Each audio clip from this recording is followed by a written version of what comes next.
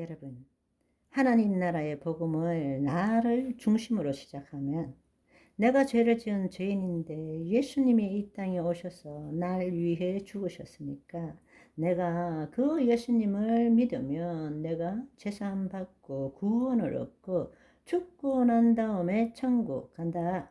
이걸 복음이라고 생각하고 있는 것입니다. 그러나 이제부터라도 복음이 무엇인지 바로 아시는 저와 여러분이 되시기를 소망합니다. 복음은 하나님 나라의 복음이고 예수 그리스도의 복음이고 하나님의 나라는 하나님의 통치의 복음이다. 아멘. 자, 그러면 이제 하나님 나라는 언제 임했는가? 예수님께서는 공생의 사역 동안에 예수님께서 하나님의 통치 안에서 그분의 통치, 하나님의 위임된 통치권을 이 땅에 나타내는 삶을 살았죠. 그렇지만 예수님께서 공생의 사역하는 동안에는 제자들 그리고 그 백성들은 아직 하나님의 통치가 임하지 않았습니다. 왜냐하면 우리 죄를 사셔야 되고 두 번째로는 새 언약을 맺기 위해서는 하나님의 영이 우리 안에 임하셔야 되고 다른 말로 하나님의 영이 임하시려면 우리 죄가 사함을 받아야 되고 그렇다면 예수님께서 하신 공생의 사역이 무엇인지를 우리는 이해할 수 있게 되는 것입니다. 그분은 우리를 위하여 죽으시고 부활 승천하셔서 약속하신 보혜사 성령님을 보내주신 거죠. 따라서 약속하신 보혜사 성령님이 우리 안에 임하시기 전까지는 우리 안에 하나님의 통치가 이루어지지 않았다라는 것입니다. 또 한 가지 복음의 핵심은 십자가일 뿐만 아니라 예수님이 우리에게 보내주신 보혜사 성령님이라는 것입니다. 그 결과로서 십자가는 우리의 대속이고 성령님은 우리에게 새 생명이고 대속과 새 생명이 합쳐지지 않는다면 그것은 결코 자녀라고 말할 수 없다라는 것입니다. 우리가 예수 그리스도의 대속 위에 하나님의 생명으로 지금 살아가는 것이지 단지 재산 받고 살아가는 것이 아니라는 이야기입니다. 하나님의 생명 없이는 하나님의 자녀의 삶을 살 수가 없고 하나님의 통치 안에서 주의 뜻을 이룰 수 없다라는 것입니다. 십자가와 성령은 나눌 수 있는 것이 아닙니다. 그러나 어떤 교단, 어떤 교파에서는 십자가만 외치고 어떤 교단, 교파에서는 성령만 외쳐요. 어느 것도 온전할 수 없습니다. 십자가와 성령, 대속과 새 생명은 하나입니다. 그럴 때 우리가 하나님의 자녀가 되고 하나님의 통치 안에서 살 수 있게 된다는 것입니다. 아멘. 예수님께서는 공생의 사역을 하시면서 우리에게 말씀하셨죠.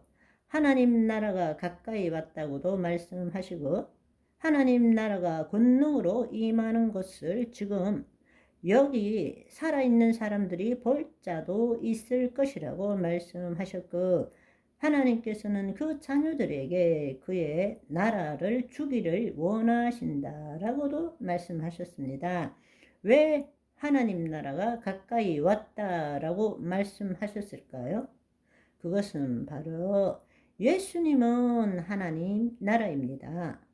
예수님은 하나님 나라예요. 그렇지만 그 당시 제자들과 백성에게는 아직 하나님 나라가 오지 않았습니다. 왜냐하면 예수님이 죽으시고 부활하시고 승천하셔서 보혜사 성령님을 보내주시지 않았기 때문에 그렇지만 예수님께서 이 땅에 하나님의 통치 나라가 되었기 때문에 하나님 나라가 가까이 왔다.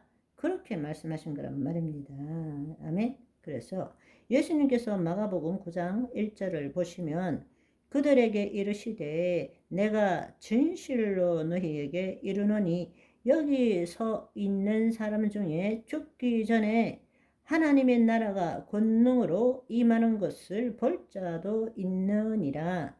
그렇죠. 예수님이 3년 반 공생의 사역을 하시고 죽으시고 부활하셔서 죽으시고 부활하시고 50일 만에 보혜사 성령님을 보내주셨으니까 바로 여기에 있는 사람들이 죽기 전에 하나님 나라가 권능으로 임할 것을 볼 자도 있느니라 말씀하신 것입니다.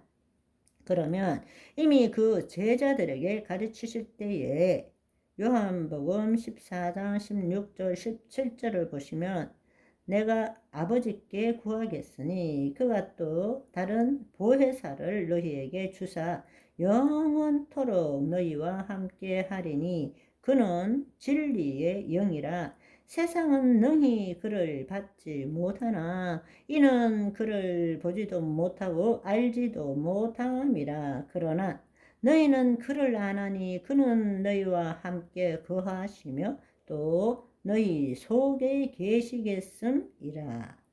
보혜사를 보내주신다고 말씀하신 것입니다. 그 일이 오순절날 이루어진 것이죠. 우리가 이 말씀을 통해서 두 가지를 알 수 있습니다. 첫 번째, 하나님의 통치는 하나님의 영이 우리에게 임하실 때 시작되는 것입니다. 두 번째는 따라서 예수님께서 공생의 사역 동안에 우리에게는 하나님 나라가 임하지 않았음을 알 수 있습니다.